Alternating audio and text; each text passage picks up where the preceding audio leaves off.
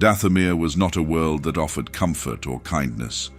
Its surface was painted in shades of crimson and shadow, an unyielding landscape of jagged peaks and twisted swamps. The air was thick, carrying the faint tang of decay, as though the planet itself mourned its violent history. This was a place where survival was earned, not granted, and where the whispers of ancient power lingered in every corner. The Night Sisters ruled here, wielding a magic that was as enigmatic as it was terrifying. They were more than mere witches. They were architects of the planet's balance, keepers of a primal force that bound life and death. Their rituals called forth spirits older than memory, weaving spells that could heal or destroy with equal ease. Clad in robes that seemed to blend into the shadows, they moved like phantoms, their presence commanding both awe and fear. Their dominion was not absolute. The Night Brothers, the Zabrak males of Dathomir, lived under their rule. They were warriors, their skin etched with markings that spoke of pain and defiance. Chosen more for strength than for any sense of equality, they served the Night Sisters in battle and ritual, bound by tradition and an unspoken fear of what rebellion might bring. It was among these Night Brothers that Maul's story began. Dathomir's political landscape was a battlefield of its own. The Night Sisters wielded their magic not only against external threats, but also in the constant dance of power within their ranks. Ambition thrived here, and loyalty was a fragile, shifting thing. Mother Talzin stood at the apex of this hierarchy, her authority cemented by her unmatched sorcery and an understanding of the larger galaxy's schemes. She was not content with Dathomir's isolation. Her eyes were set on something greater, a path to power that would extend far beyond the crimson mists of her home. It was under Talzin's watch that Maul was born. From the moment he drew his first breath, the Night Sisters claimed his life as part of their grand designs. His lineage was carefully observed, his connection to the Force noted with quiet satisfaction. The rituals that followed were not the soft blessings of a proud community, but brutal rites meant to draw out his potential. Pain was not an enemy here, it was a teacher, and Maul learned its lessons well. The markings on his skin were more than decoration. They were symbols of survival, etched through blood and fire as he grew among the Night Brothers. These patterns told the story of a child shaped by a world that demanded resilience. His brothers, including Savage Opress, shared the same struggles, though even they noticed something different about Maul. His silence carried weight. His gaze held an intensity that spoke of something deeper. Life on Dathomir was harsh, but it was also teeming with life. The creatures that roamed its swamps and skies were as fierce as the people who lived there. Rancors were not just beasts. They were allies, trained by the Night Sisters to carry their warriors into battle. Spiders larger than men wove webs that glistened in the eerie light, while the mists themselves seemed alive, twisting around intruders like sentient shadows. Every corner of this world was a test, and every test was a lesson. As Maul grew, so too did his strength, but the shadows around him grew darker still. Whispers of a visitor began to circulate, a figure who had come not to admire the Night Sisters' power, but to take it for himself. This was Darth Sidious, a man whose ambition rivaled even Talzin's. His arrival marked a shift, a moment when Dathomir's insular world collided with the larger galaxy's machinations. Sidious was not interested in the rituals or the politics of Dathomir. He was drawn to the raw power he saw in Maul, a potential that could be molded and weaponized. Talzin, for all her strength, saw an opportunity in Sidious's interest. Yet it was a dangerous gamble, one that would set the stage for a series of betrayals that would reshape both Maul's life and the fate of the galaxy. The story of Maul's beginnings is not one of gentle beginnings or destined heroism. It is a tale forged in the unforgiving fires of Dathomir, a world where power and survival are one and the same. From these dark origins, a force would rise, one that carried the scars of its past and the hunger to carve its place in the galaxy's future. The arrival of a child on Dathomir was rarely a quiet affair. Life itself was considered a transaction with the dark forces that ruled the planet. When Maul was born, the winds howled louder than usual, and the ever-present crimson mists seemed to deepen in color. For the Night Sisters, such signs were not ignored. They watched closely, interpreting the omens with a mix of curiosity and apprehension. This was no ordinary birth, and they knew it. Mother Talzin, ever vigilant, stood at the center of these observations. She saw the markings of potential before anyone else. It wasn't just the force that clung to Maul.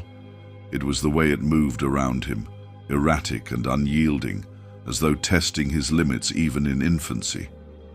Talzin had long believed that her people were destined to play a larger role in the galaxy's schemes, and this child seemed to carry the weight of that belief. It was a dangerous thing to place such hope on one so young, but Talzin thrived on taking risks others would not. Maul's earliest years were a blur of rituals and training, experiences that most would consider harsh, but were simply life on Dathomir. The Night Sisters began their work on him almost immediately, binding him to their ways through rites that called on the oldest spirits. These ceremonies were not for the faint of heart. They often demanded pain, a sacrifice that shaped the child even as it tested his resilience. For Maul, this was simply the beginning of what life would always be, a series of trials that demanded he prove his worth. As he grew, the markings of his people began to adorn his body. These were no ordinary tattoos, but the result of ancient rituals that etched power into his skin. Each line carried meaning, a story of what had been endured and what was yet to come. Maul bore them without question, even as the pain seared through him. To him, pain was not just an obstacle, it was a reminder of his purpose, even if he did not yet fully understand what that purpose was. Life among the Night Brothers was as brutal as it was isolating. The Zabrak males were treated as tools by the Night Sisters, their lives dictated by the whims of their matriarchs. Yet even in this hierarchy, Maul stood apart. He was smaller than some of his brothers, but faster, his movements sharp and calculated. Where others relied on brute strength, Maul used precision and instinct, often outpacing those who underestimated him. His brothers, including Savage Opress, noted his intensity, a quiet fire that seemed to burn just beneath the surface. Talzin's influence loomed large over Maul's upbringing. She was not a warm figure, but she was a constant presence, her guidance shaping his understanding of the world. She taught him to see beyond the immediate, to understand the currents of power that flowed unseen. "The galaxy does not care for fairness," she would say, her voice calm but unyielding. "It rewards those who seize what they desire." Even as a child, Maul internalized these lessons. He did not question the sacrifices demanded of him, nor did he seek comfort in the way others might. His mind was sharp, his resolve sharper still, and Talzin saw in him the foundation of something greater. She did not tell him of her plans, but she ensured that every step he took aligned with them. The other Night Sisters observed Maul with a mix of fascination and unease. He was not theirs in the way other Night Brothers were, and that distinction mattered. While the males were often seen as tools or warriors to be used, Maul was treated as an investment. This was not favoritism, it was calculation. Talzin believed Maul could become something more, a force that would extend Dathomir's influence far beyond its crimson borders. Maul, however, did not dwell on these dynamics. His focus was on survival, on mastering the skills that would ensure his place among his people. He sparred with his brothers, hunted the beasts of Dathomir, and endured the constant trials set before him. With each success, his confidence grew, though it never bordered on arrogance. There was always a quiet discipline to his actions, a reminder of the lessons Talzin had drilled into him. By the time Maul reached his early adolescence, his abilities had begun to surpass even Talzin's expectations. The whispers of his potential spread beyond Dathomir, drawing the attention of those who would shape his future. But for now, he remained a child of darkness, shaped by a world that demanded strength above all else, unaware of how soon his path would change forever. Dathomir's mists were thick the day he arrived. The air felt heavier, as if the planet itself sensed a disturbance far greater than any storm or beast that had prowled its crimson swamps. Darth Sidious, cloaked in shadow and ambition, was not a man given to idle curiosity. He moved with purpose, his presence cutting through the world's oppressive stillness like a blade. His arrival was not heralded by banners or announcements, but by the tension that followed him, settling uneasily over those who crossed his path. Mother Talzin met him without fanfare. She understood power when she saw it, and Sidious radiated power unlike anything she had encountered before. His reputation preceded him, whispered through the Force, and carried by those who dared to speak of the Sith. Sidious had no interest in pleasantries. His voice was sharp, deliberate, each word measured as though calculated to pierce directly to the heart of the matter. "I have come for the boy," he said, his tone leaving no room for debate. Talzin's response was calm but guarded. She had anticipated this moment, though the exact timing was impossible to predict. The boy, Maul, had grown strong under her watch. His connection to the Force had deepened, his instincts sharpened by years of survival and training. But Sidious's gaze was not drawn to the boy's present abilities. It was fixed on his potential, the raw, untapped power waiting to be shaped into something far more dangerous. Maul, unaware of the conversation that would determine his future, was sparring with his brothers in a clearing not far from the Night Sisters' enclave. His movements were precise, each strike and parry honed through years of repetition. The other boys were larger, stronger, but Maul's ferocity and precision gave him an edge. As he struck his opponent to the ground, his eyes flicked toward the horizon. He felt it before he saw it, the presence of something unfamiliar, something cold.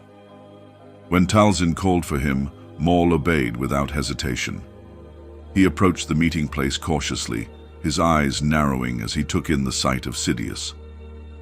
There was an air about the man that was both mesmerizing and deeply unsettling. Sidious regarded Maul with a detached curiosity, as though assessing a piece of rare machinery. Without a word, he extended his hand, gesturing for Maul to step closer. "You are strong," Sidious said, his voice low. "But strength alone is useless without purpose." Maul didn't respond. He didn't need to. The words settled in his mind like seeds, their implications slowly taking root. For years, his life had been defined by survival and obedience. But this man spoke of something greater, something more significant. Talzin watched silently, her expression unreadable. She had her own ambitions, but even she could not deny the gravity of this moment.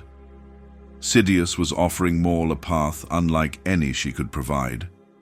It was a path of darkness and dominance, of power wielded without restraint.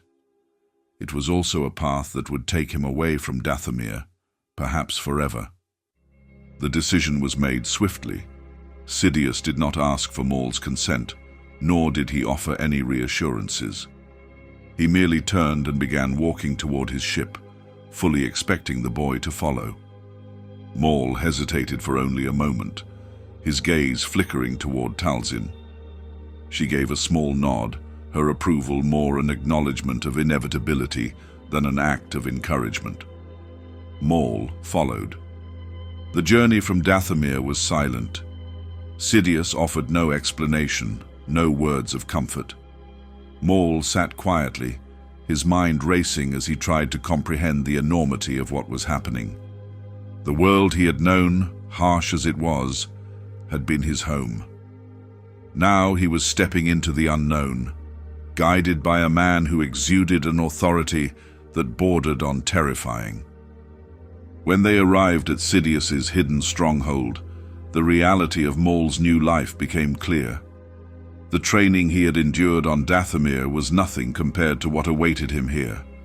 Sidious was not a teacher in the traditional sense. He was a sculptor, and Maul was his raw material. Every lesson, every command, was designed to break him down and rebuild him into something sharper, more precise. The boy from Dathomir was gone. In his place, a weapon was beginning to emerge, one forged in the fires of pain, discipline, and an unrelenting drive to prove himself worthy of the power that had chosen him. The training began immediately. Darth Sidious wasted no time, for he had no patience for weakness.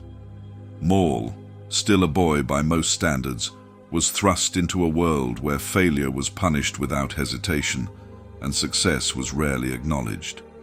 Sidious did not coddle or nurture, he demanded. Pain and fear were not byproducts of the training, they were its foundation. Maul's days were structured to the second. From dawn until long after darkness fell, he was tested in every conceivable way. Physical drills pushed his body beyond its limits, while mental exercises honed his ability to focus under pressure.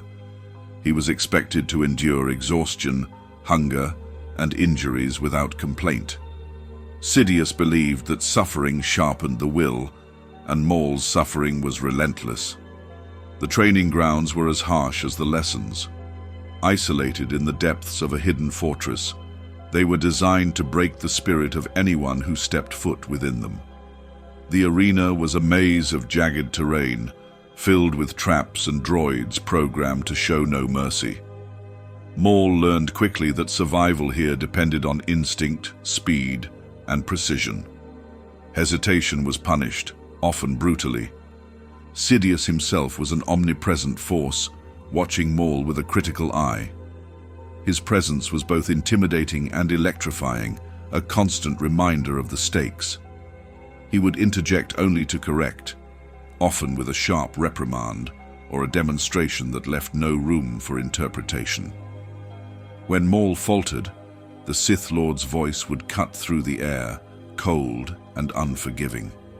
"Do it again," he would say, and Maul would rise, bloodied but determined. Each exercise served a purpose. Sidious believed that the ultimate weapon needed to be adaptable, capable of operating in any environment and against any foe. Maul was trained to fight with and without a lightsaber, to navigate treacherous terrain, and to use the Force in ways that went beyond mere combat. He was taught to anticipate his opponent's moves, to exploit weaknesses without hesitation, and to deliver decisive blows without remorse. The construction of his double-bladed lightsaber was a defining moment.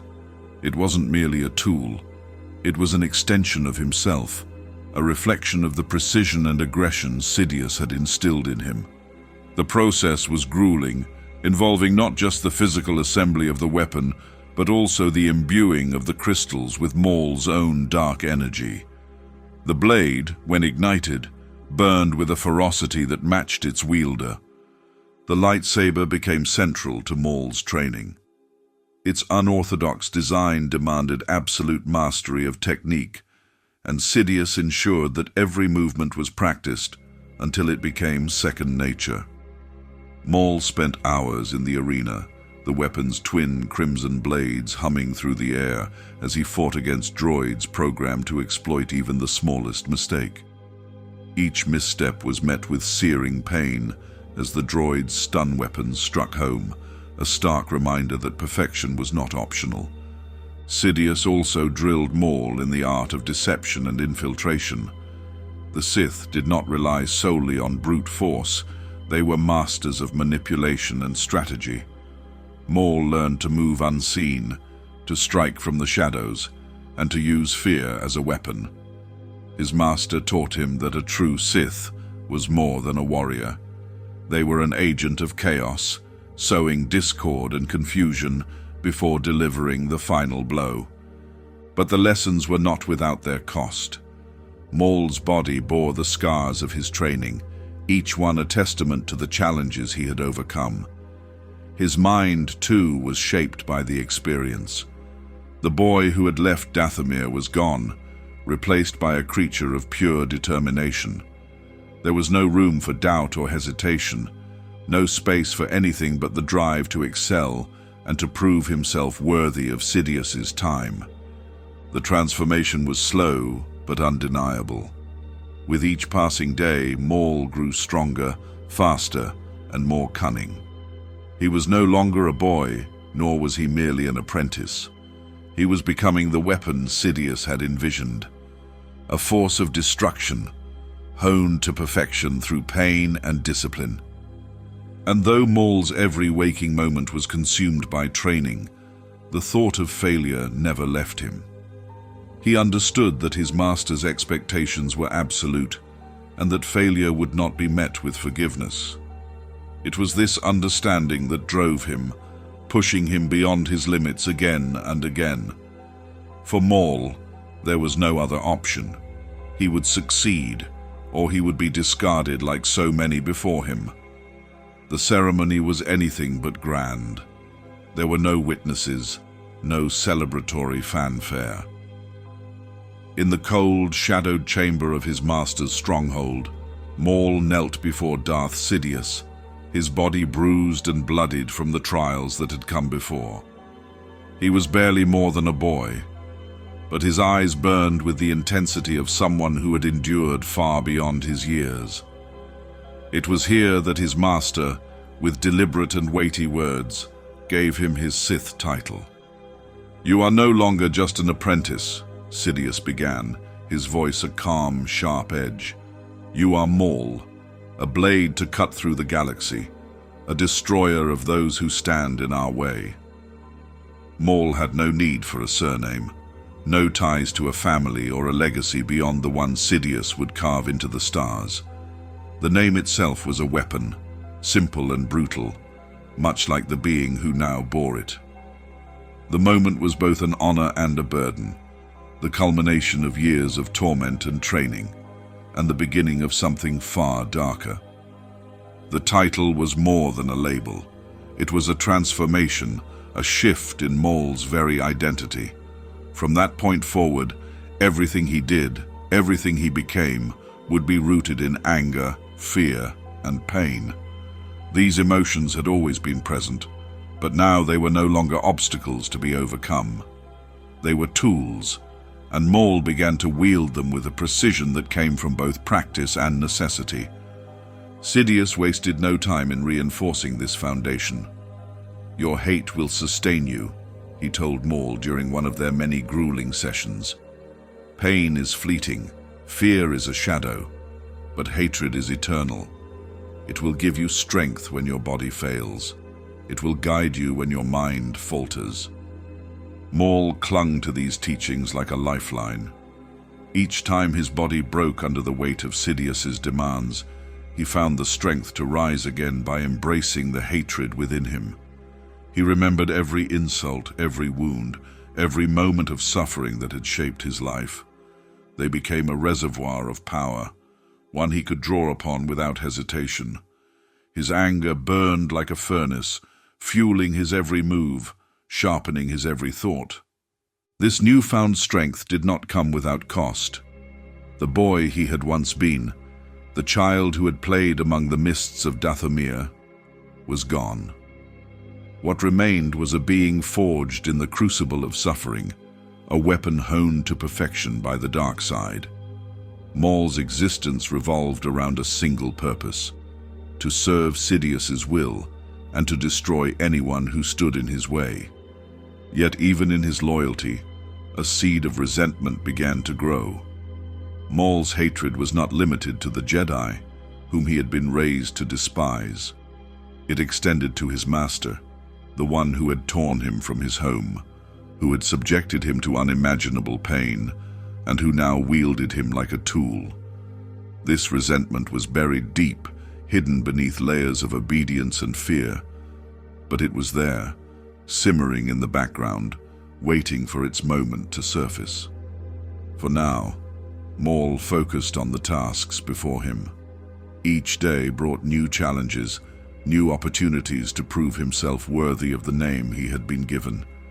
And though his body ached and his mind often teetered on the edge of exhaustion, he found solace in the knowledge that his suffering had meaning.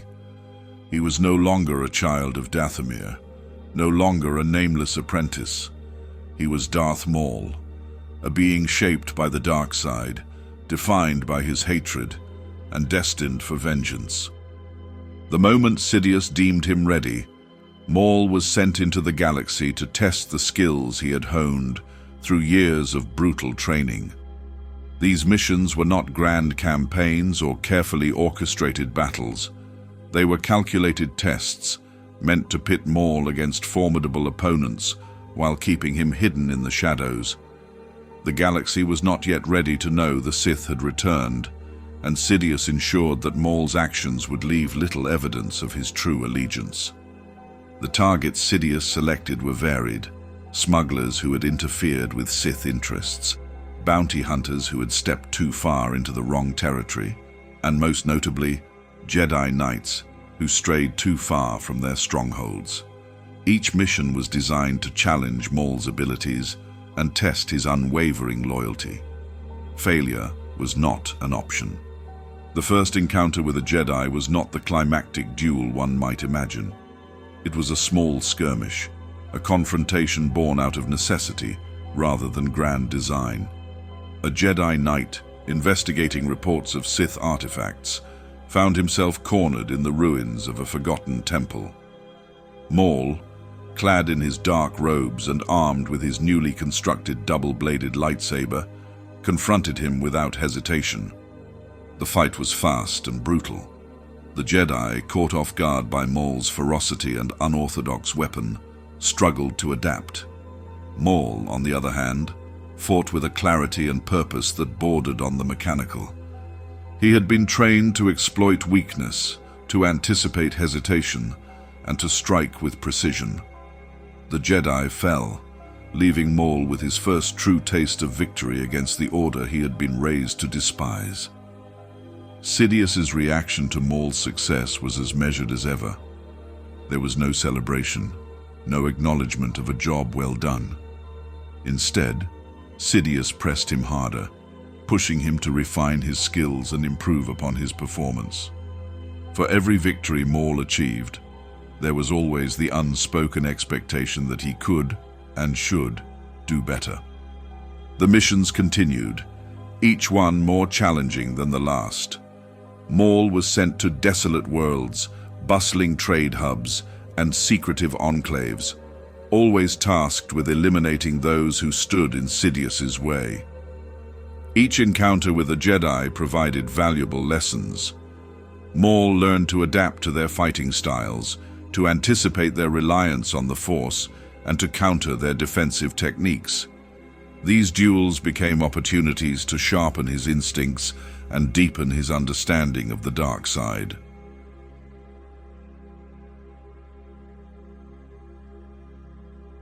Despite the escalating difficulty of his assignments, Maul never questioned Sidious's orders. His loyalty was absolute, driven by a combination of fear, respect, and the burning desire to prove himself. Every success further cemented his place at Sidious's side, and every victory against a Jedi felt like a step closer to fulfilling the destiny he had been promised. Yet beneath the surface, Maul's encounters with the Jedi began to shape him in ways even Sidious might not have anticipated. He saw their resolve, their commitment to their code, and occasionally, their compassion. It did not weaken his hatred, but it deepened his understanding of the enemy. Each Jedi he defeated became another piece of the puzzle, another step in unraveling the Order's weaknesses. Maul's reputation grew quietly.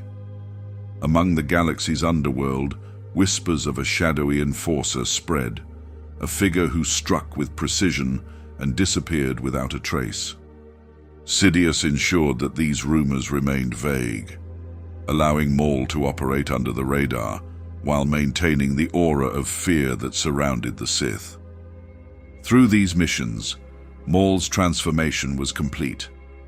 No longer just a weapon forged in the crucible of pain, he had become a predator, a hunter who relished the pursuit as much as the kill. His victories were not just proof of his strength, they were the foundation of his identity. In the shadows, Maul thrived, knowing that each confrontation brought him closer to the ultimate goal of the Sith, the destruction of the Jedi Order. The creation of a lightsaber is a defining moment for any Force-sensitive being. For Maul, the process was far more than a rite of passage. It was an act of self-definition. Under Darth Sidious's relentless guidance, the construction of his weapon became a test of skill, willpower, and the mastery of the dark side. It was not just about creating a tool for combat, it was about forging an extension of himself. Sidious provided little instruction beyond the basic requirements. "Your weapon must reflect your strength," he said, his tone cold and impersonal. "It must be unique, as you are unique. Let it speak for you in battle." That was all Maul needed. His mind immediately set to work, drawing from the lessons he had learned and the anger that burned within him. The weapon that took shape was unlike anything the galaxy had seen in centuries.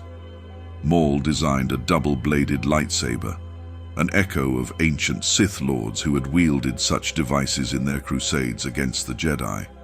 The choice was bold, even dangerous. A double-bladed saber demanded unparalleled precision and control, as it could just as easily harm its wielder as their opponent. For Maul, this challenge was not a deterrent. It was the point. The weapon would symbolize his mastery, a testament to his ability to command chaos with precision. Crafting the saber was a meticulous process. Maul worked alone, his hands steady despite the complexity of the task. He scavenged parts from various sources, piecing them together with an engineer's precision.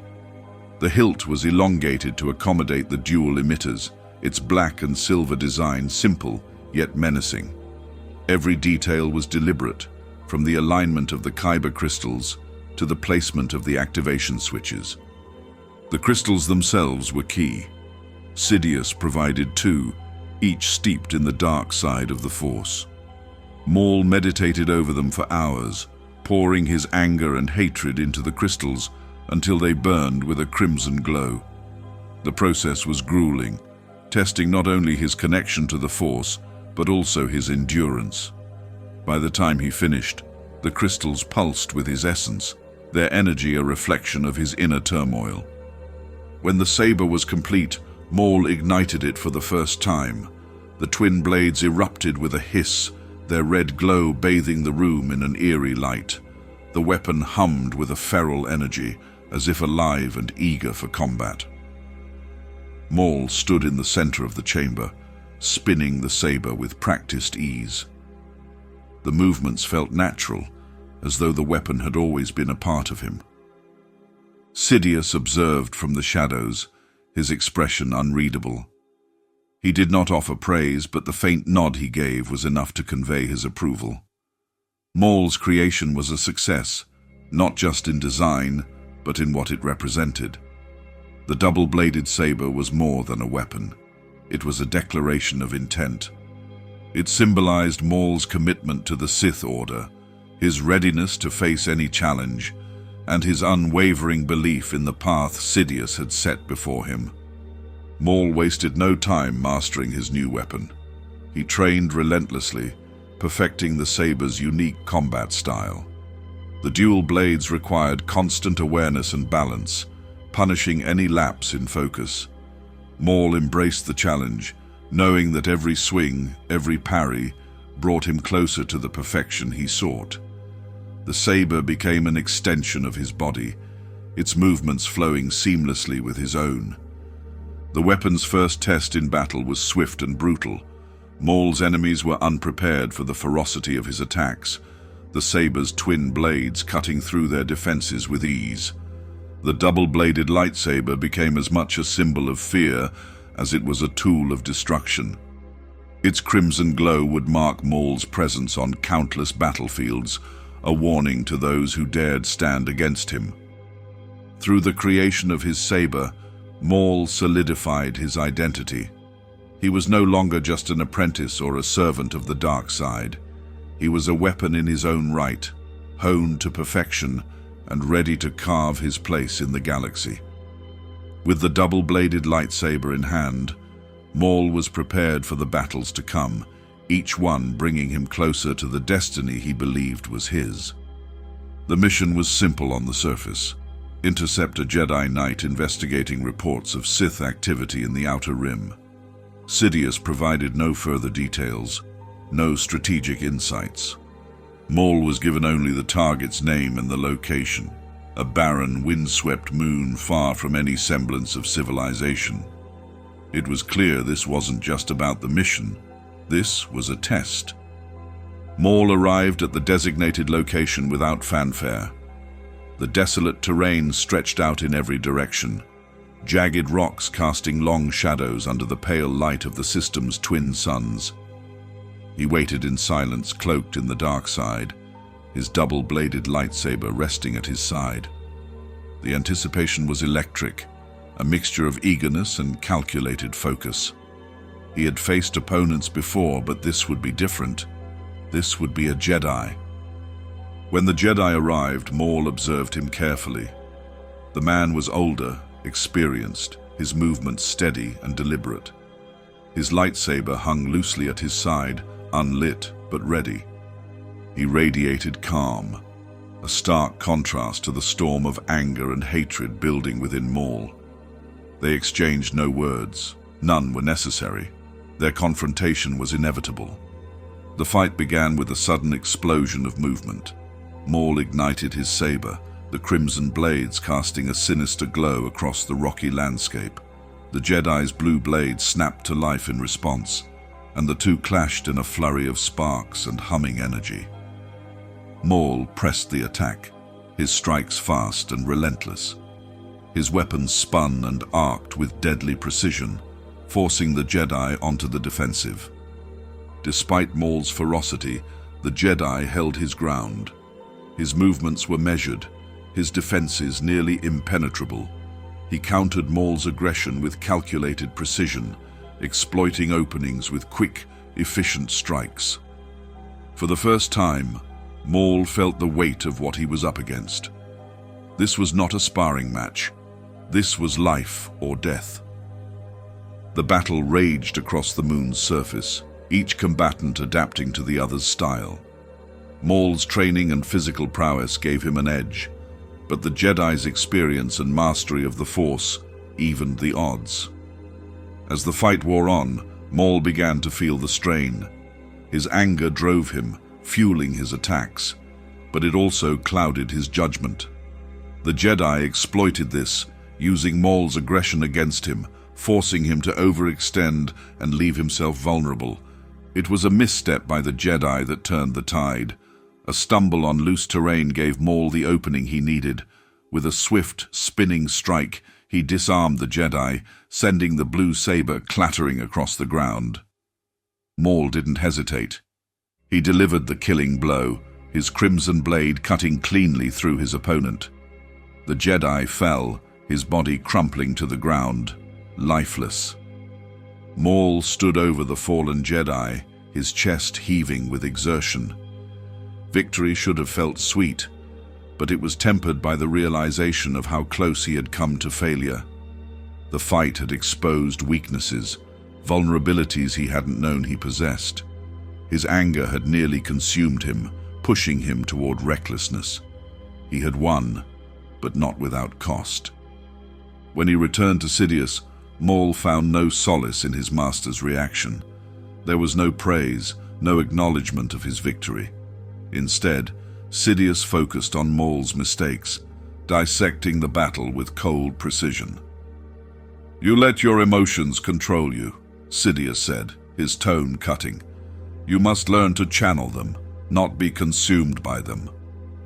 Maul listened in silence, his fists clenched. He understood the lesson, even as it stung.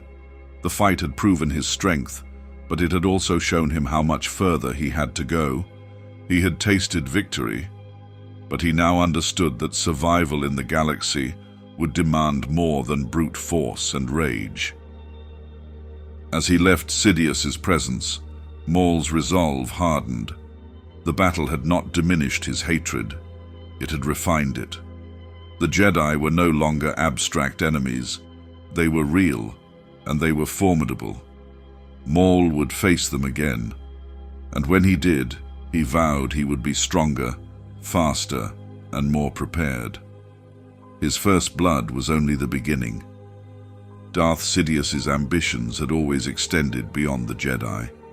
He understood that the galaxy was not just a battlefield for Force users, but a tangled web of politics, power, and criminal enterprise. The Sith could not rise to dominance by strength alone. They needed leverage in every corner of the galaxy. It was with this understanding that Sidious began introducing Maul to the galaxy's criminal underworld, a realm as ruthless and treacherous as the Sith's own. Maul's first assignments were subtle, almost mundane compared to his confrontations with Jedi. He was sent to oversee trade deals in lawless territories, negotiations that often involved spice runners, smugglers, and slavers. Sidious ensured these tasks were cloaked in secrecy, their significance buried beneath layers of deception.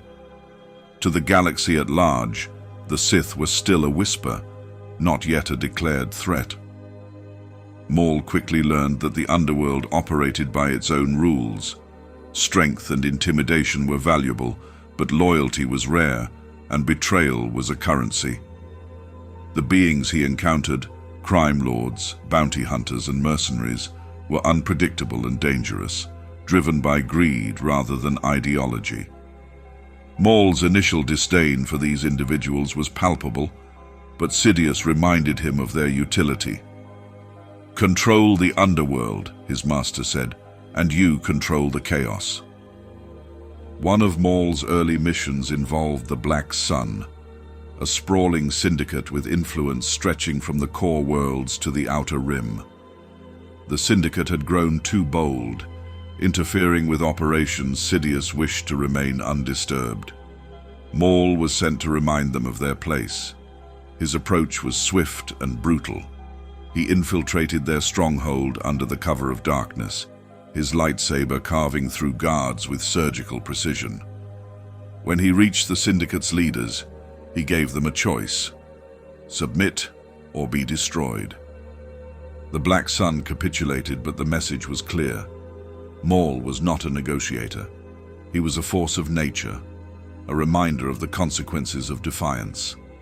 The syndicate's submission marked the beginning of Maul's growing reputation in the underworld. Whispers of the shadowy enforcer spread, though few dared to speak his name aloud. Sidious observed Maul's progress with calculated interest. These missions were not just about consolidating power. They were a test of Maul's ability to navigate a world that thrived on treachery. The Sith Lord knew that brute force alone would not secure their ultimate victory. Maul needed to understand the subtleties of manipulation, the art of bending others to his will without revealing his hand. Over time, Maul began to see the value in this approach. The underworld's chaos could be weaponized, its players turned into unwitting pawns in the Sith's grand design. He adapted to the environment, blending his raw power with a growing understanding of strategy. He learned to speak the language of the underworld, not with words, but with calculated actions that spoke volumes. Yet beneath his growing proficiency Maul's resentment simmered. He was a warrior, trained to battle Jedi and reclaim the Sith's dominance, not to skulk in the shadows among criminals. Sidious, ever the master of control, used this frustration to drive Maul further. "Every blade has an edge," he told his apprentice. "This is how yours is sharpened." Each mission pushed Maul closer to the realization that the galaxy was far more complex than the binary conflict of Jedi versus Sith. The underworld was a battlefield of its own, one where power was defined not by the Force, but by control over resources, influence, and fear. It was a realm where even the smallest ripple could cause waves, and Maul was learning to create those ripples with precision. As his reputation in the criminal underworld grew, so too did his understanding of its potential. Maul began to see the underworld not as a distraction, but as a tool, a chaotic, unpredictable force that, when harnessed correctly, could be as devastating as any lightsaber. For Maul, this was a new kind of warfare, one fought not just with blades but with shadows, and he was becoming a master of both. Darth Maul's role as Sidious's enforcer was one of precision and secrecy. His existence was a carefully guarded secret, known to only a few. Even within the shadowy corridors of Sith influence, Maul's name was rarely uttered. Sidious ensured that his apprentice operated as a ghost, a figure whose actions could shift the balance of power without leaving a trace of the Sith's hand. This anonymity was not just for show, it was strategic. The Sith, though growing in influence, remained hidden from the Jedi. Every move was calculated to maintain their secrecy while eroding the structures of the Republic from within. Maul's missions were critical to this effort, targeting individuals and factions who either posed a threat to Sidious's plans or could be exploited to further them. Maul was sent to worlds most would never dare visit, places like Nar Shaddaa, where danger lurked in every shadow, and Raxus Prime, a toxic wasteland where treachery was as common as the smog. On each mission, Maul operated with the cold efficiency of a predator. He struck quickly, leaving no survivors to tell the tale. His double-bladed lightsaber was as much a symbol of terror as it was a weapon, its crimson glow a fleeting sight for those who crossed him. Yet Maul's work was not limited to destruction. Sidious often tasked him with subtle manipulations, securing alliances, undermining rivals, or planting seeds of discord among groups that could destabilize the Republic's foundations. These tasks tested Maul's patience and restraint, qualities he had little use for in combat, but began to appreciate in the realm of subterfuge. He learned to act without revealing his full strength, to leave behind whispers of fear rather than definitive proof. One mission in particular showcased Maul's growing mastery of these skills. Sidious sent him to deal with a powerful trade magnate who controlled a network vital to the Republic's supply chains. The target was not to be killed outright. Instead, he was to be coerced into compliance, his loyalty ensured through fear and manipulation. Maul infiltrated the magnate's fortress, bypassing its defenses with ease. In a calculated display of force, he eliminated the man's guards but left the magnate alive, surrounded by the carnage Maul had wrought. The message was clear. Obedience was the only option. Despite the success of such missions, Maul found little satisfaction in them. He longed for open battle, for the thrill of combat against worthy opponents. Operating in the shadows felt beneath him, a task suited for spies, not a warrior of his caliber. This frustration festered, though he dared not voice it. Sidious's will was absolute, and Maul understood the consequences of defiance. As Maul's legend grew in the underworld, so too did the fear he inspired. He became a figure of myth, a shadowy enforcer whose motives were unknowable and whose presence signaled doom. This fear served Sidious's purposes well, sowing chaos and uncertainty while maintaining the Sith's invisibility. To those who encountered him, Maul was not a man but a force, a phantom whose red blades cut through the galaxy's darkest corners. Yet Maul's secrecy also isolated him. He had no allies, no peers, only the distant approval of a master who viewed him as a tool rather than a partner. This isolation deepened Maul's reliance on the dark side, his anger and hatred the only constants in his life. They fueled him, sharpening his focus and driving him forward, even as he began to question what lay at the end of this path. Through it all, Maul remained loyal. He knew no other way. Sidious had given him purpose, had shaped him into the weapon he was. But as Maul's missions grew more complex and his influence expanded, the seeds of something new began to take root. A sense of ambition that was his own, separate from his master's designs. For now, it was only a whisper, buried beneath layers of loyalty and obedience. But in the shadows, Maul was beginning to see the edges of a destiny that might not be entirely Sidious's to control. The sands of Tatooine had barely settled from their first encounter, when Darth Maul tracked his quarry to the peaceful planet of Naboo. This was no longer a mission conducted in secrecy. For the first time, Maul would reveal the Sith's resurgence to the Jedi. Darth Sidious's grand plan required a decisive strike, and Maul was the weapon chosen to deliver it. The conflict began in the capital city of Theed, where Naboo's Queen Amidala sought to reclaim her throne from the Trade Federation's occupation. Amid the chaos of the invasion, Maul emerged, his dark presence announced with the ominous hum of his double-bladed lightsaber. He stood alone, his red and black tattoos stark against the regal setting, the very embodiment of the dark side's power. Qui-Gon Jinn and his Padawan Obi-Wan Kenobi were waiting. The Jedi Masters, pillars of calm and control, prepared to confront this new threat. For Maul, the confrontation was not just a battle. It was an opportunity to test himself against the Order that had long been the bane of the Sith.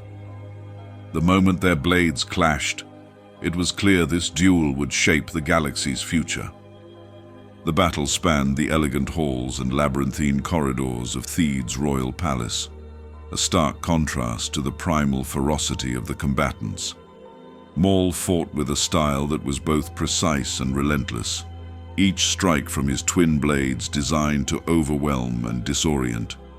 Qui-Gon and Obi-Wan, fighting as a team, countered with discipline and unity, their movements in perfect harmony. Maul's strength lay in his unpredictability. His acrobatics and unorthodox techniques forced the Jedi to constantly adapt. Yet, as the fight wore on, Maul began to single out Qui-Gon, sensing the elder Jedi's wisdom and calm as the greater threat.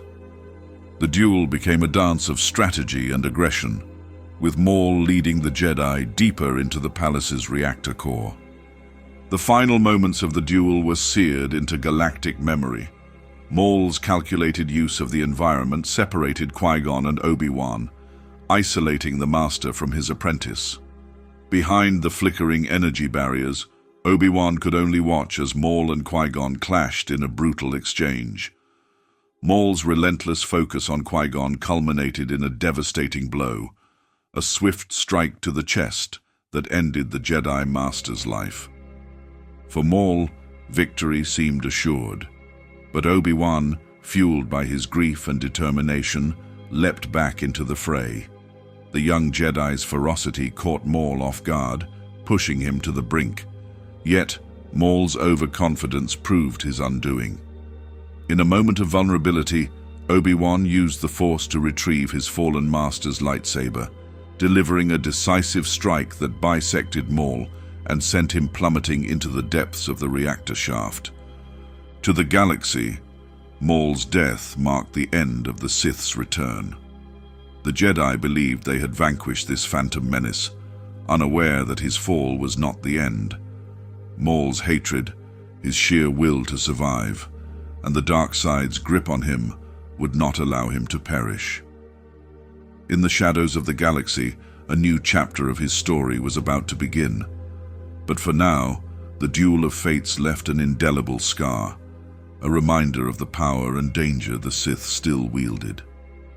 Darth Maul's fall into the reactor shaft on Naboo should have marked the end of his story. His body, severed at the waist, tumbled into the void, disappearing from sight as the energy of the battle faded. For anyone else, such a fate would have been final. But Maul was not just anyone. He was forged in the fires of the dark side, his very existence fueled by a hatred so potent it defied the boundaries of life and death. Maul's descent ended in agony. He found himself clinging to the remnants of his broken body, the pain radiating through every fiber of his being.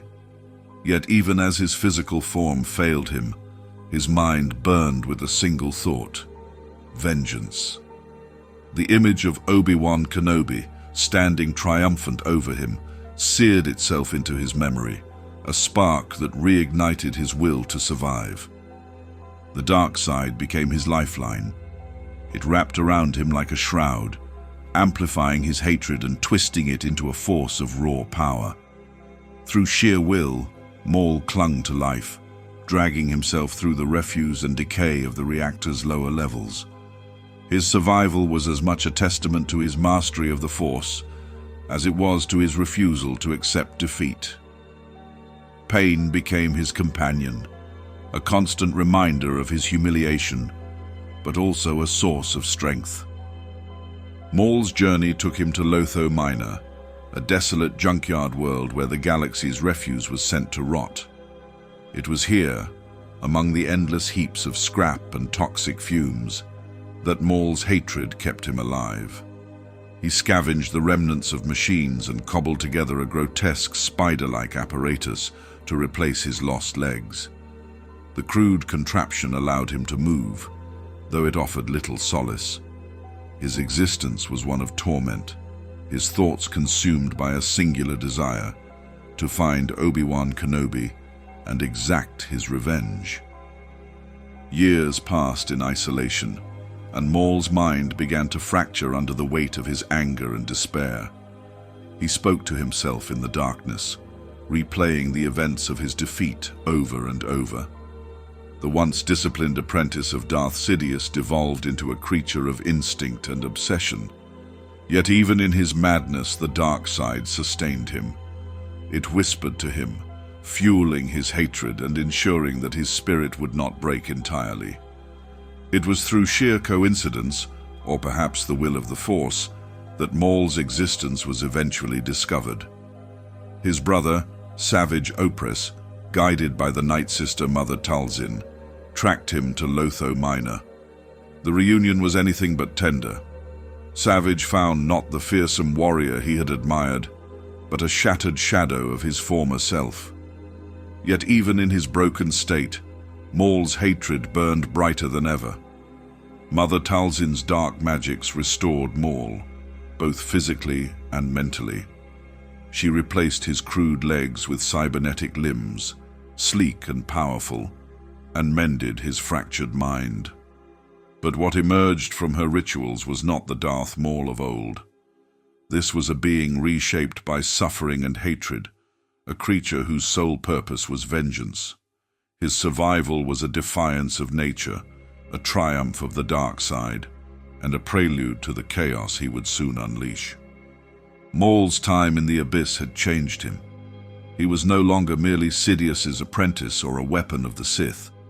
He had become something far more dangerous, a force unbound, driven by a hatred so pure it could not be extinguished.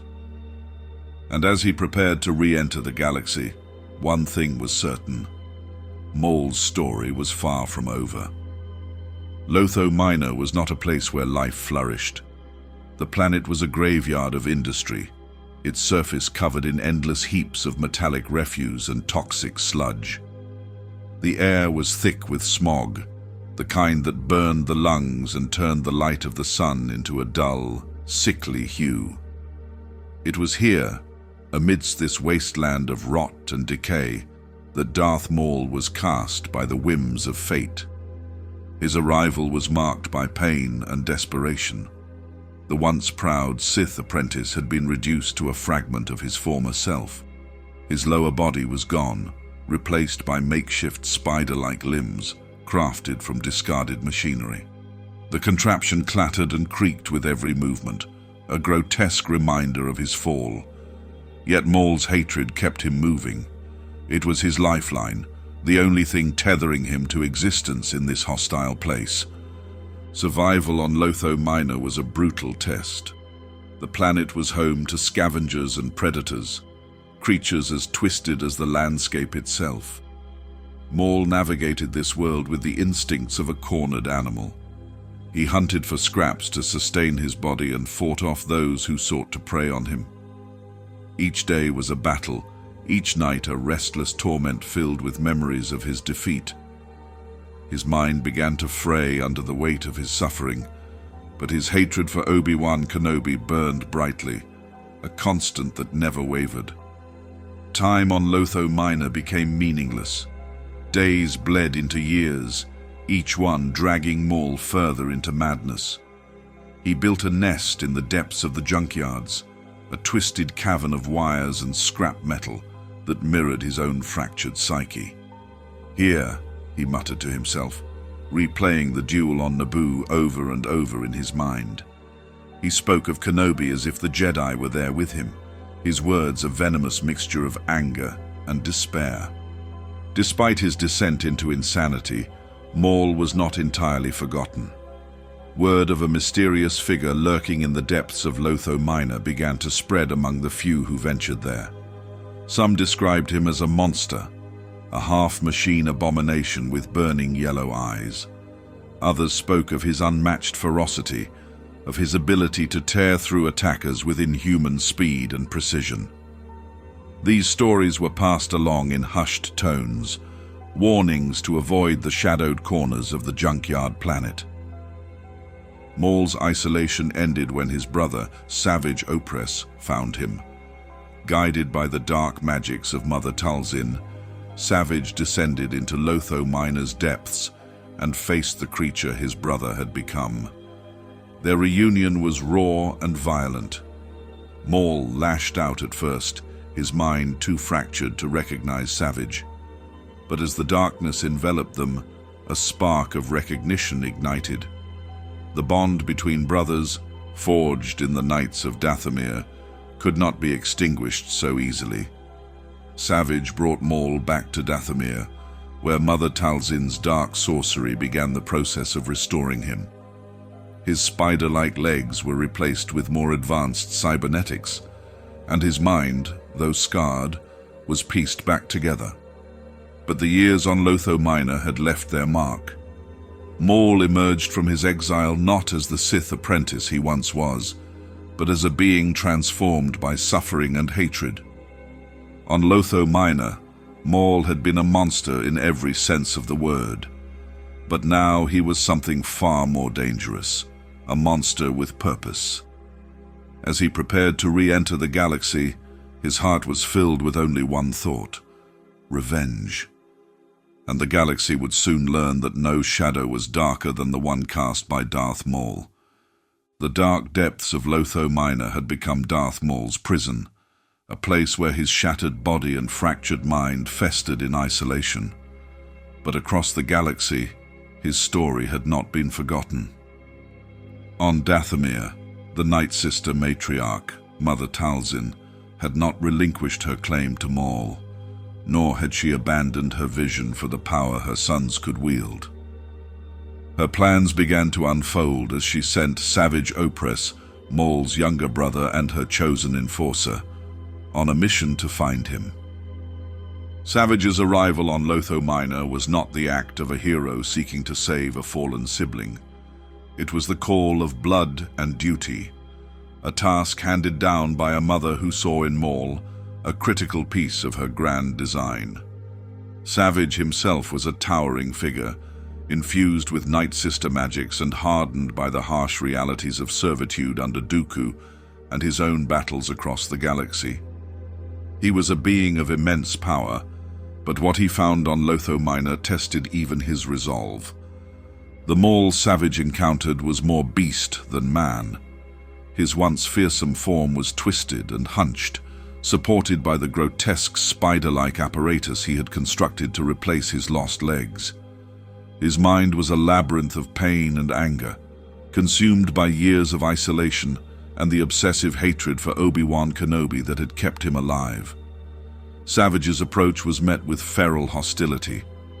Maul did not recognize his brother at first, lashing out in blind rage, his cybernetic limbs thrashing against the one being who had come to help him.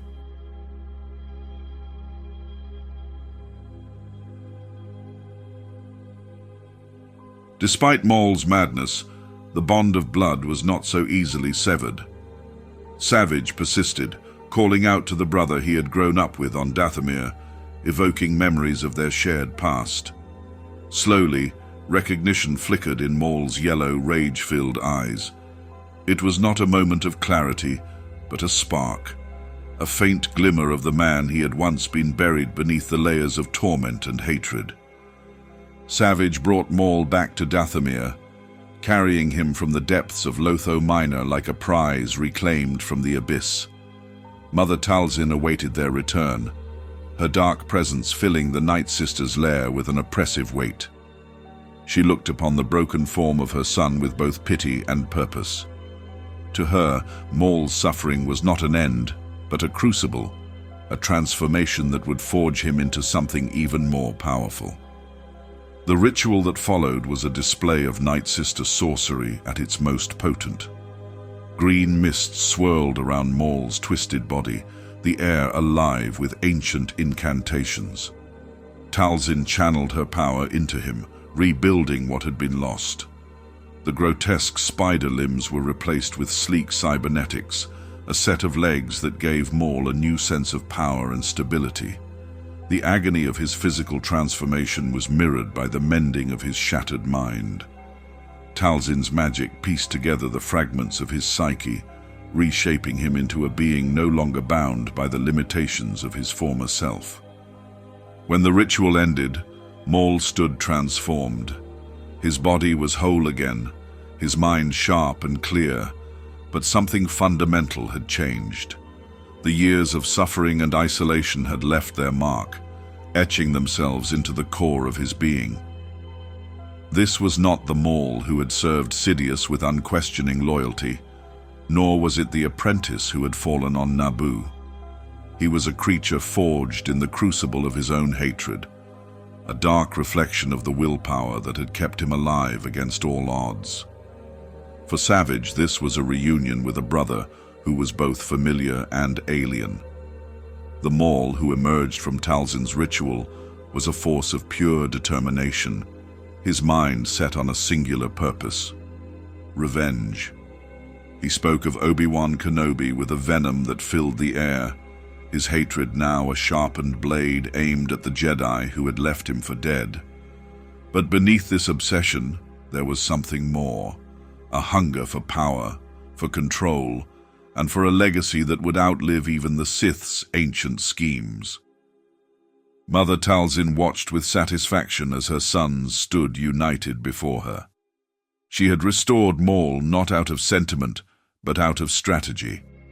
Together, Maul and Savage represented an unholy alliance of strength and cunning, a weapon she could wield against the galaxy's forces of order. But even Talzin, in her wisdom, could not fully predict the path Maul would take. He had been broken and rebuilt, but his destiny was now his own, and the galaxy would soon feel the wrath of a being who had clawed his way back from the abyss. Darth Maul had emerged from the shadows of Dathomir, not as a defeated remnant of the Sith, but as something entirely new, a force unshackled from the strictures of his former master's plans. The hatred that had kept him alive now served as the foundation for a purpose more personal and dangerous. Revenge was still the core of his existence, but Maul had grown beyond the blind pursuit of vengeance. He was rebuilding himself, not just in body, but in spirit, with a clarity born from suffering. His rebirth on Dathomir had left him with more than new cybernetics and a repaired mind. Mother Talzin's rituals had reconnected him with the latent power of the dark side, amplifying his abilities and sharpening his focus. Where once he had been a weapon wielded by Darth Sidious, Maul now saw himself as a force to wield his own destiny. The galaxy that had forgotten him would soon remember his name. Maul's first steps were cautious. He knew that his survival and resurgence could not go unnoticed for long. His former master, Sidious, would not allow loose ends to wander the galaxy, and the Jedi remained vigilant against any whispers of the Sith. To secure his foothold, Maul turned his attention to building a network of power that extended beyond the limitations of the Sith's shadowy schemes. He needed resources, allies, and a platform from which to launch his plans. Savage Opress became both his companion and his enforcer. The bond between the brothers, strengthened by their shared connection to Mother Talzin, made them a formidable pair. Savage's brute strength complemented Maul's calculating intellect, and together they began carving a path through the criminal underworld. Maul's goals were not limited to petty crime or quick gains. Each alliance he formed and every territory he claimed served a larger vision: to create a power base that would challenge both the Jedi and the Sith.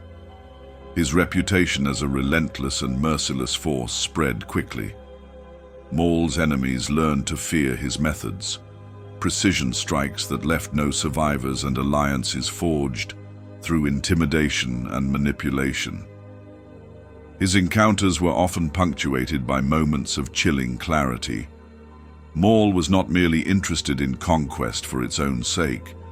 He sought to upend the very structures that had left him broken.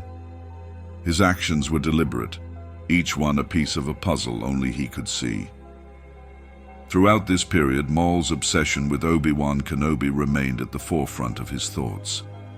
The Jedi was a symbol of everything Maul had lost and everything he sought to reclaim. But Maul's approach to revenge had evolved. He no longer rushed headlong toward conflict.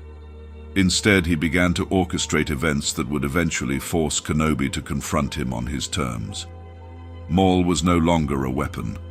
He was the hand that wielded the blade, a puppet master pulling strings from the shadows. Maul's journey toward this new purpose revealed the depth of his resilience and the breadth of his ambition.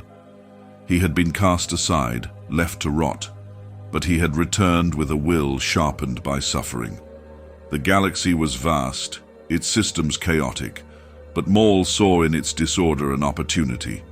His story, once thought ended, had become a warning to all who underestimated the power of survival, driven by pure, unrelenting hatred.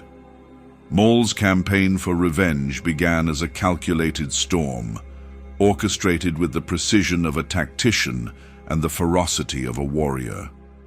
Alongside Savage Opress, his loyal and equally dangerous brother, Maul unleashed chaos that sent ripples across the galaxy. Their shared bond and Talzin's influence gave their actions an almost ritualistic purpose, each strike a step toward reclaiming Maul's position as a force of terror. The Jedi became the first targets in Maul's warpath. To Maul, they symbolized the structure that had allowed his suffering and discarded him as unimportant. His hatred for Obi-Wan Kenobi remained his driving force, but Maul was nothing if not strategic. He understood that to draw Kenobi out, he needed to send a message, one that the Jedi Order could not ignore. Maul and Savage's first strike was swift and brutal, aimed at a remote Jedi outpost. The pair descended upon their unsuspecting targets with the precision of seasoned predators. Savage's raw strength broke the lines of defense, while Maul's refined skill finished those who resisted. It wasn't just a massacre, it was a declaration. Survivors spoke of the yellow-eyed Zabrak wielding a double-bladed lightsaber, a weapon long thought to have fallen silent on Naboo. For the Jedi Council, It was a chilling revelation. For Maul, it was the beginning of a larger plan. As the galaxy reeled from the resurgence of a supposed phantom, Maul turned his sights on another adversary, Sidious. He knew that his former master would not take kindly to Maul's reappearance, let alone his defiance. But Maul's challenge wasn't born of arrogance, it was necessity. Sidious had cast him aside, deeming him a failure unworthy of the Sith legacy. Now, Maul sought to prove that his survival and ambition placed him above Sidious's control. To build his strength, Maul and Savage targeted key nodes of power within the criminal underworld. They didn't just raid, they recruited. Black Sun, the Pike Syndicate, and other factions found themselves either swearing loyalty or facing destruction. Maul wielded the same fear and manipulation he had learned under Sidious, but now it served his own purposes. These alliances fortified his growing army, a force he knew he would need to challenge both Jedi and Sith. As their campaign grew, Maul's methods became darker, each move laced with a personal vendetta. His understanding of fear and control turned every battlefield into a stage, where he was both director and star. Savage's brute force complemented Maul's precision, their combined presence an unstoppable wave of destruction. But Maul's intentions were never simple violence. Every act of terror was carefully designed to bait his enemies, especially Kenobi. Maul's resurgence was more than a personal war. It was a testament to his evolution. No longer a servant of another's will, Maul became a singular force, reshaping the galaxy's power structures to align with his vengeance. And in the shadows of his victories, the Jedi and Sidious alike began to prepare for the reckoning that Maul was bringing to their doors. Maul understood that to exact revenge on his enemies and achieve lasting power, brute strength alone would not suffice. The galaxy's political and criminal undercurrents had to be manipulated, and to do so, he needed allies, even if they were temporary. With Savage Oprys by his side, Maul began assembling what would become the Shadow Collective, an empire of crime that would rival even the Republic and Separatists in its reach. The foundation of the Shadow Collective began with the Black Sun. This infamous criminal syndicate had dominated smuggling and assassinations for years, operating from the volcanic fortress of Mustafar. Maul, flanked by Savage, approached their ruling council not with diplomacy, but with intimidation. When the council hesitated to pledge their loyalty, Savage delivered a chilling display of force, ending their lives in an instant. The survivors, faced with the choice of submission or annihilation, quickly fell in line. From there, Maul turned to the Pikes, masters of the spice trade. Their control over the galaxy's lucrative narcotic supply made them a valuable asset. Unlike the Black Sun, the Pikes were more pragmatic, recognizing the advantage of aligning with Maul's growing power. They offered their resources willingly, though Maul's reputation left little doubt about the consequences of betrayal. The Hutts, with their vast wealth and influence, proved more challenging. Their crime families were notoriously self-serving, reluctant to bow to any external force. Maul and Savage entered the Hutt council chambers on Nal Hutta with the same ruthless determination that had subdued the Black Sun. When the Hutts resisted, Maul unleashed his wrath, destroying their defenses and killing those who dared defy him. The surviving Hutts, understanding they had no other option, agreed to join the collective. Each faction brought unique strengths to the Shadow Collective. The Black Sun's assassins, the Pikes' smuggling networks, and the Hutts' financial clout created a power structure unlike anything the galaxy had seen. But this was no mere coalition of criminals. Under Maul's leadership, the collective operated with a singular purpose. He imposed order on the chaos, directing their combined resources toward his ultimate goals. Maul's ability to unify these disparate factions showcased not just his strength, but his cunning. He offered them a vision of dominance, a galaxy where they ruled in the shadows, unchallenged by Jedi or Sith. Yet beneath this facade of mutual gain, Maul's true motivations remained deeply personal. The Shadow Collective was a means to an end, a tool to dismantle the power structures that had wronged him. The criminal underworld soon began to shift under Maul's control. Rival syndicates either joined or were obliterated, leaving the Shadow Collective as the dominant force. Their operations expanded, from spice running to arms dealing, creating a vast network that stretched across the Outer Rim and beyond. The galaxy's law enforcement agencies were powerless against such coordination, and even the Jedi struggled to track the Collective's activities. In forging the Shadow Collective, Maul demonstrated an evolution in his approach to power. No longer the servant of another's design, he was now a ruler in his own right, shaping the galaxy's destiny to suit his vengeance. But while the Collective grew in strength, it also became a reflection of Maul's own fractured psyche, a force held together by fear, ambition, and the relentless drive of its leader. For now, it served his purposes, but the cracks in its foundation were already beginning to form. Maul's path to dominance led him to Mandalore, a planet synonymous with strength and a rich history of warrior culture. For Maul, Mandalore represented more than conquest. It was a strategic stronghold and a stage for his ever-expanding ambitions. His rise to power there would test the loyalty of his Shadow Collective and his ability to bend ancient traditions to his will. The planet was fractured, its once unified people divided between Duchess Satine's pacifist government and the exiled Death Watch faction, led by Pre Vizsla. Vizsla's group sought to restore Mandalore's warrior legacy and reclaim their planet through force. Maul saw an opportunity in their desperation and approached Vizsla with a proposition. He offered the Shadow Collective's resources and Savage Opress's muscle in exchange for mutual cooperation. Vizsla, ever calculating, agreed, though both leaders harbored private intentions of betrayal. Maul's alliance with Death Watch began with a coordinated campaign of chaos. The Shadow Collective's criminal syndicates launched a wave of attacks across Mandalore, plunging its cities into panic.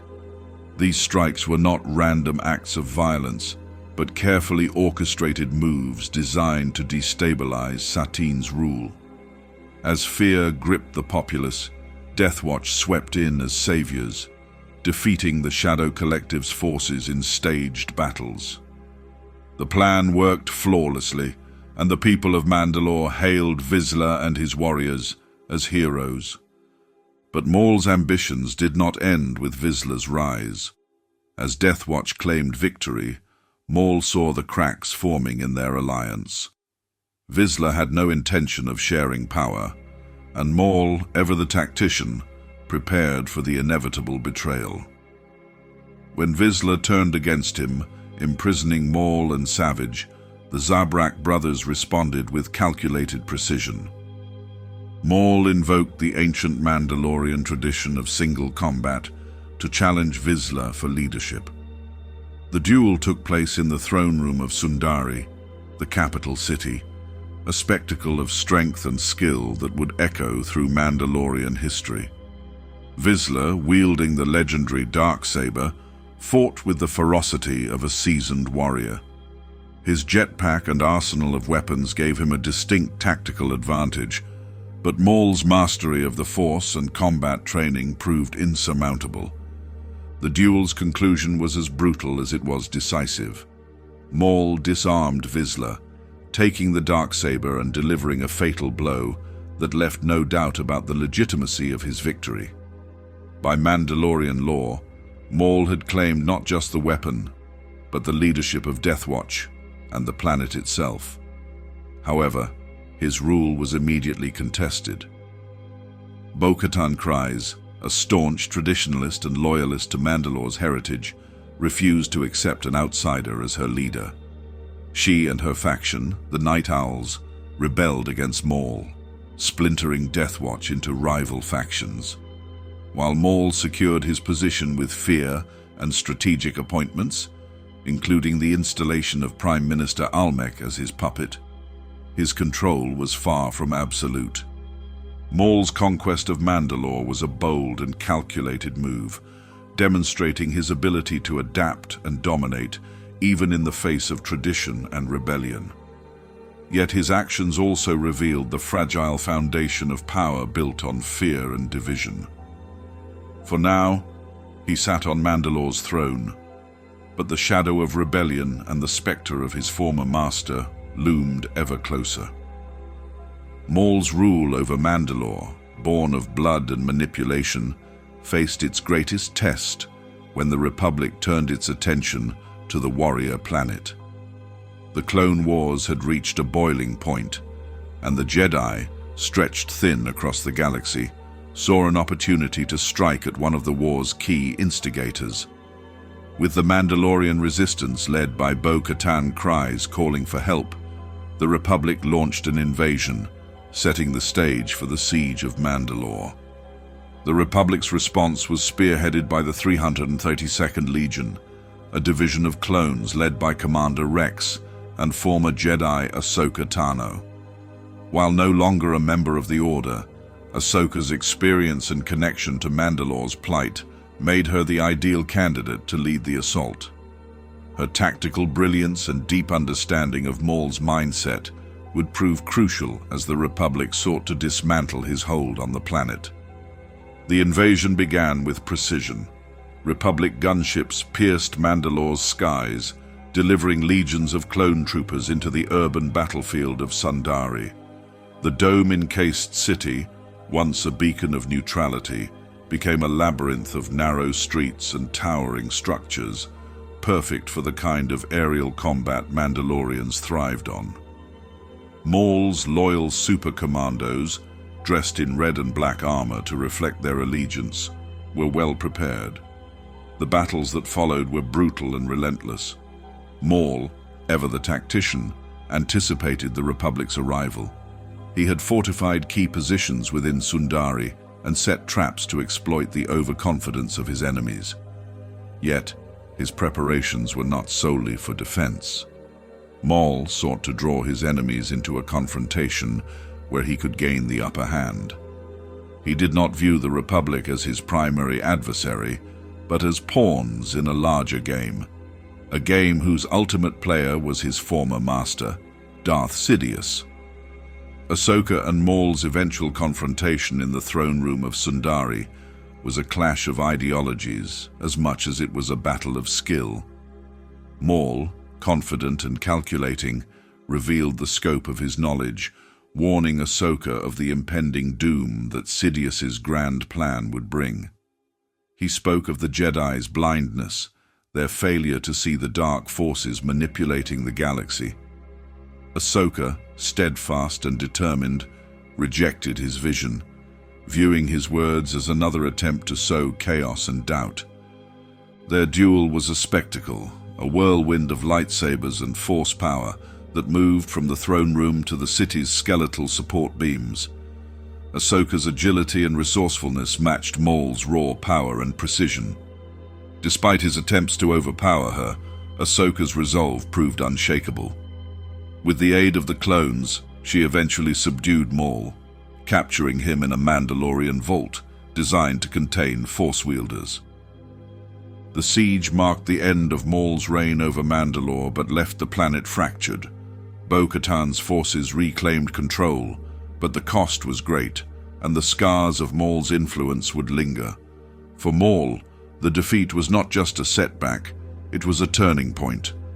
Captured and stripped of his power base, he now faced an uncertain fate as the galaxy hurtled toward the chaos of Order 66 and the rise of the Empire. The siege of Mandalore was not the conclusion of Maul's story, but the prelude to an even darker chapter. The rise of Maul as a galactic power player did not go unnoticed, least of all by Darth Sidious, the Dark Lord of the Sith, who had once molded him into an instrument of terror. Sidious had long moved on from Maul, believing him dead and irrelevant. But Maul's growing influence, his creation of the Shadow Collective, and his conquest of Mandalore were threats Sidious could not ignore. The time had come for master and apprentice to meet again, not as teacher and student, but as enemies. The confrontation began with an ominous silence. Maul, ruling from Mandalore's throne room, sensed a disturbance in the Force, a shadow darker than any he had ever known. Sidious arrived with the measured confidence of a predator certain of its victory. Dressed in his Sith robes, his face an eerie mask of malice, he moved through Sondari as if the city itself bowed before him. His presence alone was enough to send tremors of fear through even the most hardened warriors. Maul and savage oppress, united by blood and ambition, prepared to face the Dark Lord together. They were formidable, each a weapon honed by years of struggle and rage. But Sidious was no ordinary opponent. He was the architect of the galaxy's downfall, a master manipulator who wielded the dark side with unparalleled skill. As he entered the throne room, his presence seemed to sap the very air of warmth and hope. The ensuing duel was a masterclass in the destructive potential of the Force.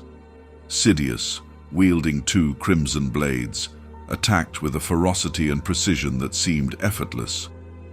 Maul and Savage fought as one, their combined strength pushing Sidious to unleash his full power. Lightsabers clashed in a blur of red, the sound echoing like thunder through the halls. But even together, the brothers were no match for the Dark Lord. Sidious's mastery of the Force was overwhelming. With a flick of his wrist, he sent Savage hurtling across the room, his body crashing into the stone walls with bone-shattering force. The Zabrak warrior fought valiantly, his raw strength and anger a testament to his Nightsister heritage, but Sidious's strikes were merciless. Savage fell, his final moments marked by defiance and the sorrow of unfulfilled potential. Maul, now alone, unleashed every ounce of his fury. He attacked with the desperation of someone who knew he was outmatched, but refused to yield. Sidious, ever the sadistic teacher, relished the battle, toying with Maul as if to remind him of his place. The Dark Lord's laughter, cold and mocking, cut through the chaos like a blade. In the end, Maul was brought to his knees, disarmed and defeated. Sidious, looking down at his former apprentice, declared him no longer a rival, but a pawn. He had no intention of killing Maul. Instead, he would use him, twisting his fate further to serve his own designs. The encounter reshaped the dynamics of power in the galaxy. Savage was dead, Maul was broken, and Sidious's dominance was once again undisputed. For Maul, the defeat was a bitter reminder of the cost of rebellion against a master who knew no equal. For Sidious, it was a satisfying demonstration of his unyielding control over the dark side and the galaxy itself. But in the shadows of his despair, Maul's will to survive remained unbroken, a spark that would ignite yet another chapter in his relentless pursuit of vengeance. Captured and utterly defeated, Maul's fall from power led him to a fate worse than death, imprisonment at the hands of the very master who had once molded him into a weapon of terror. Sidious, ever the architect of suffering, chose not to kill Maul outright. Instead, he consigned his former apprentice to the Spire, a maximum security facility on Stygian Prime, designed to contain even the most dangerous Force wielders. Here, Maul's torment would not just be physical but psychological, a crucible to reshape his ambitions.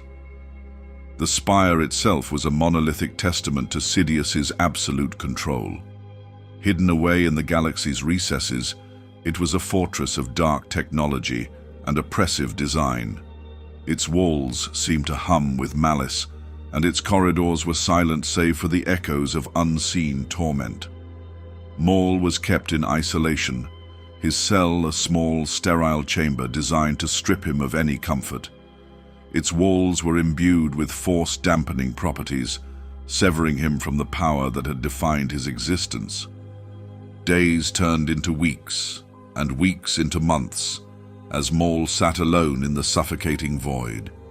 The silence was unbearable, a weight pressing against his mind, amplifying every regret and failure.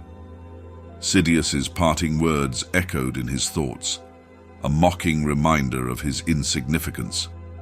For the first time, Maul was forced to confront the totality of his defeat. He had been a ruler, a warrior, a symbol of the dark side's fury. Now he was nothing more than a pawn stripped of agency. But Maul was not one to surrender to despair. The anger that had sustained him through countless defeats began to stir once more. At first it was a flicker, a faint ember of defiance. He replayed every moment of his life, dissecting the choices that had led him here. His hatred for Sidious grew sharper, but alongside it, a new determination began to form. If the Sith had used him as a tool, then he would redefine his purpose. He would become more than a discarded apprentice. He would become the master of his own destiny.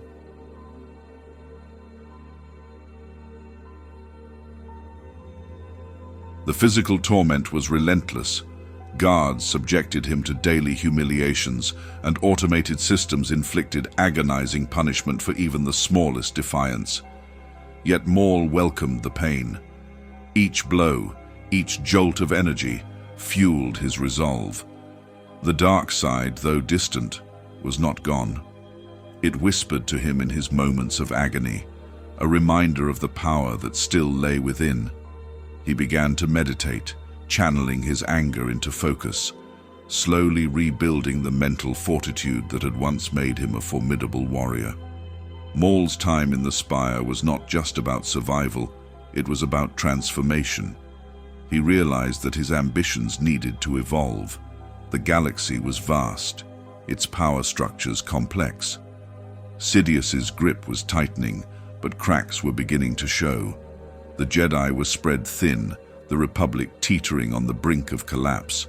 Maul knew that his path to revenge lay not in direct confrontation, but in manipulation. He would need allies, resources, and a strategy to exploit the chaos Sidious himself was creating. In the quiet of his cell, Maul began to plan. His thoughts turned to the Shadow Collective, the empire he had built from the remnants of the criminal underworld. It had fractured after his capture, but its foundation remained. If he could escape, he would reclaim his place among the galaxy's most dangerous figures. He envisioned a network of power that operated outside the Sith's control, a force that would rival even Sidious's grand design. By the time Maul's opportunity for escape presented itself, he was no longer the broken figure who had entered the Spire. He was reborn, his anger sharpened into a weapon, his ambitions recalibrated for the long game. The Spire had not defeated him, it had forged him anew. As he prepared to re-enter the galaxy, one thing was certain. Maul was no longer content to be a pawn. He would shape his destiny, and the galaxy would tremble in his wake. The Spire had held many prisoners over the years, but none like Maul. His confinement had stripped him of power and prestige, yet it failed to extinguish his will. For months, he endured the cold silence of isolation, sharpening his hatred into a tool for survival. It was only a matter of time before the cracks in his captivity aligned with his relentless cunning. Maul's opportunity came through the chaos of a galactic war that even the Spire could not escape. The shifting tides of conflict had drawn attention away from the prison, and the cracks in its security began to show. Using a combination of brute strength, deception, and his enduring connection to the dark side, Maul orchestrated his escape. Details of the incident remain scarce, shrouded in secrecy and rumor, but the aftermath left no doubt that it was meticulously planned. Guards were found incapacitated, systems overridden, and pathways cleared with the precision of a predator stalking its prey. The moment Maul set foot outside the spire, the galaxy seemed larger and more volatile than ever. The Republic and the Separatists were locked in a death spiral, and the Jedi Order was stretched thin. This chaos was not a setback for Maul, but an opportunity. It provided the perfect cover for his movements, allowing him to disappear into the shadows without a trace. Maul's first act of freedom was not one of vengeance, but survival. He scavenged for resources, piecing together a ship from discarded parts, and using his intimate knowledge of the galaxy's underworld to secure safe passage to the Outer Rim. Here, among the lawless worlds far from the Republic's influence, Maul began his transformation into something new. No longer bound by the Sith's doctrine, he embraced his identity as a rogue element, unshackled from the constraints of tradition. His wanderings took him to desolate moons and forgotten outposts, places where whispers of his name had faded into legend. These remote locations offered Maul the solitude he needed to refine his plans. He sought out ancient Sith relics, not for their power, but for the knowledge they held. Each artifact, each fragment of history, reinforced his understanding of the dark side and his role within it. Though Maul's movements were calculated, they were far from aimless. His singular purpose, to reclaim power and destroy those who had wronged him, guided every decision. He adopted a shadowy existence, operating from the periphery and avoiding direct confrontation. This approach allowed him to rebuild his strength, both physically and mentally, without drawing the attention of his enemies. Through his travels, Maul encountered individuals who would later become key to his resurgence. Mercenaries, smugglers, and outcasts were drawn to his aura of authority and danger. These connections, though tenuous at first, laid the groundwork for a network that would serve his ambitions. Maul understood that power in the galaxy was no longer about raw might. It was about influence, strategy, and the ability to exploit chaos. As Maul disappeared into the unknown, he became more than a fugitive. He was a shadow, a force waiting to re-emerge when the galaxy least expected it. The spire had been meant to break him, but it had only honed his resolve. Now free, Maul's journey of vengeance and domination was only beginning, and the galaxy would soon feel the weight of his return. Freedom from the spire reignited the fire that had smoldered within Maul since his defeat on Naboo. That fire burned hottest for Obi-Wan Kenobi, the Jedi who had taken everything from him. In Maul's mind, Kenobi was more than an adversary.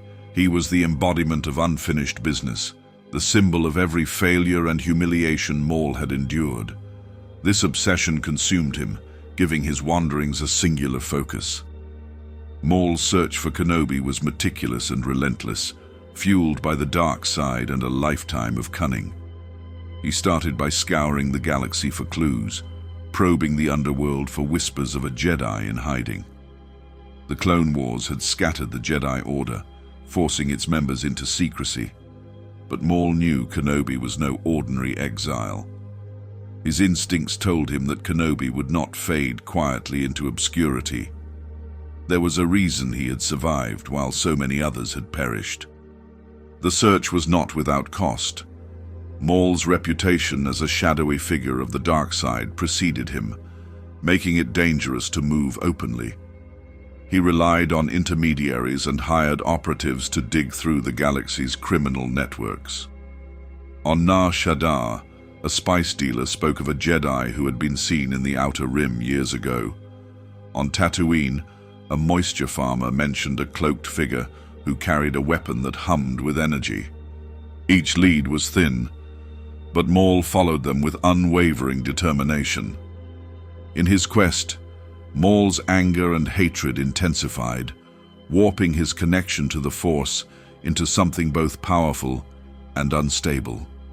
His meditations were not serene moments of reflection, but stormy clashes with the echoes of his past. He reached out with the Force, sending ripples across the galaxy, hoping to provoke a response. Sometimes in the stillness of these meditations, he would feel Kenobi's presence, faint and distant, like a star obscured by clouds. These fleeting sensations only deepened Maul's fixation. The search was not purely solitary. Along the way, Maul encountered those who could aid his cause, though he trusted none of them fully. Mercenaries eager for credits and spies seeking favor provided him with information, but Maul kept them at arm's length. He knew that betrayal was always a possibility, and that his obsession could make him vulnerable. Each step brought Maul closer to Kenobi, but it also pushed him further into darkness. His hatred began to consume him in ways he had not anticipated. The more he searched, the more he realized that Kenobi was not merely a target. He was Maul's tether to purpose. Without Kenobi, Maul feared that his existence would lack meaning. This realization only heightened his desperation, turning his hunt into a quest not just for revenge, but for resolution.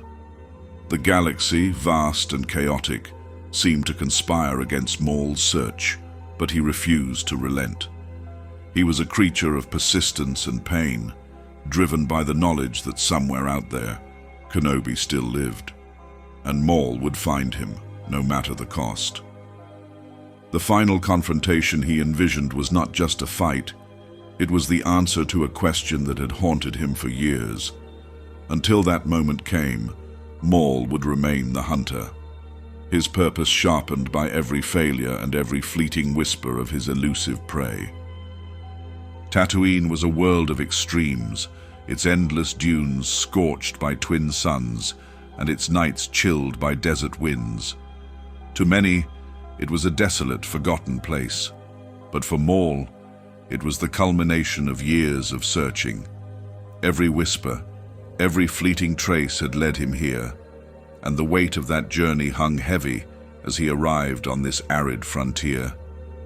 The sands seemed to shift beneath his feet, as if the planet itself resisted his presence, but Maul had never been one to heed warnings from nature or the Force. His ship landed far from the bustling hives of criminal activity. The silence of the desert wrapped around him like a shroud, a stark contrast to the chaos that had defined his life. Yet the stillness offered no solace. As Maul set foot on Tatooine, the Force stirred around him, its currents whispering of a long-awaited reckoning. He knew Kenobi was near, and the promise of their confrontation fueled his every step. Maul's search took him through the outskirts of small settlements, where moisture farmers and scavengers eked out meager existences. His presence was both a shadow and a storm, unsettling those who crossed his path. The locals, hardened by the harshness of the desert, recognized the danger in his gaze and offered little resistance to his probing questions.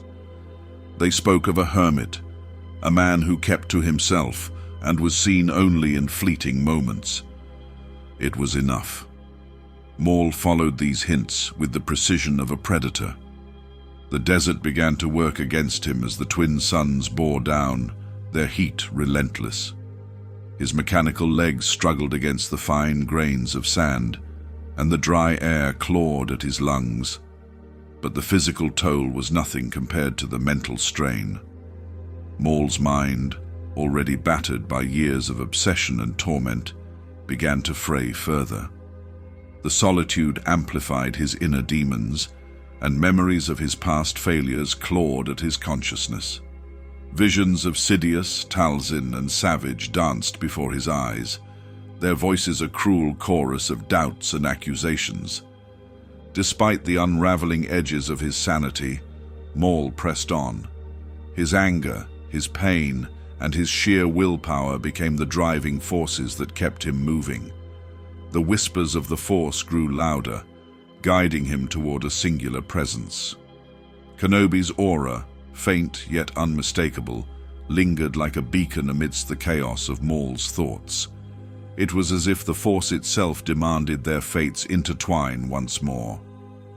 As he neared his destination, Maul paused to take in the vast expanse of the desert. The twin suns hung low on the horizon, their light casting long shadows across the dunes. In that moment, he felt the enormity of what lay ahead. This confrontation was not just about vengeance, it was about closure, about defining the purpose of his fractured existence. The journey to Tatooine had stripped Maul of his titles and ambitions. No longer a Sith apprentice, crime lord, or Mandalorian ruler, he stood as a creature forged in hatred, teetering on the edge of destiny. As the twin suns dipped closer to the horizon, Maul prepared for the inevitable. The final chapter awaited, and he would face it with the fury that had sustained him. The desert night fell, its silence broken by the faint rustle of wind over the dunes. The moons above cast a pale glow, and the firelight illuminated two figures locked in an unspoken challenge. Obi-Wan Kenobi, now an elder statesman of the Force, stood calm and resolute. Across from him, Darth Maul radiated a controlled fury, his crimson lightsaber casting long shadows that danced like specters. For a moment, neither moved. It was not hesitation, but an understanding that this duel was more than an exchange of blows. This was the culmination of decades of animosity. Maul's yellow eyes burned with vengeance, while Kenobi's calm betrayed a lifetime of preparation for this moment. Maul broke the silence first, mocking Kenobi and accusing him of hiding while others suffered. Yet beneath his words was a faint tremor of desperation, an acknowledgement that this confrontation was as much about his need for closure as it was about revenge. Kenobi offered no retort, his silence a declaration in itself. Slowly, he activated his lightsaber, its blue blade steady and unwavering.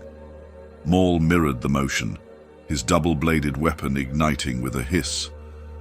The battle began with an elegance born of experience.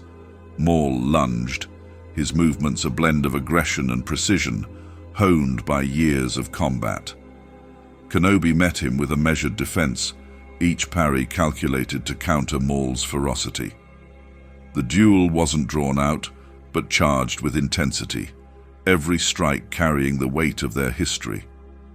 Maul attempted to exploit a move reminiscent of the one that had slain Qui-Gon Jinn years earlier, but Kenobi, a master of foresight, recognized it instantly.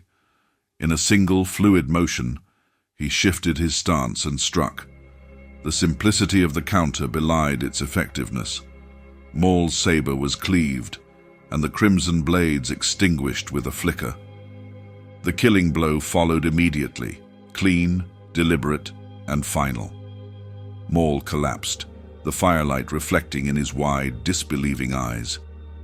As his life ebbed, he asked, "Is it the Chosen One?" Kenobi's simple affirmation brought an unexpected peace to Maul's features. For all his hatred and pain, his final moment was one of clarity. The endless cycle of his suffering had meaning, however fleeting. In the galaxy's vastness, one chapter closed, and another awaited its telling. Maul's story, woven into galactic lore, transcended fact. Some framed him as a tragic figure shaped by others' ambitions. Others cast him as a villain whose defiance inspired dark reverence. His legacy became a symbol of resilience to the oppressed and a cautionary tale to the powerful, proof of the fragile balance between light and dark. In the shadow of his death, whispers of his tale spread across the galaxy. From the ruins of Mandalore to the depths of Coruscant, his name ignited discussions of fate and consequence. Scholars debated his choices, poets immortalized his pain, and warriors drew strength from his relentless spirit, ensuring his memory endured.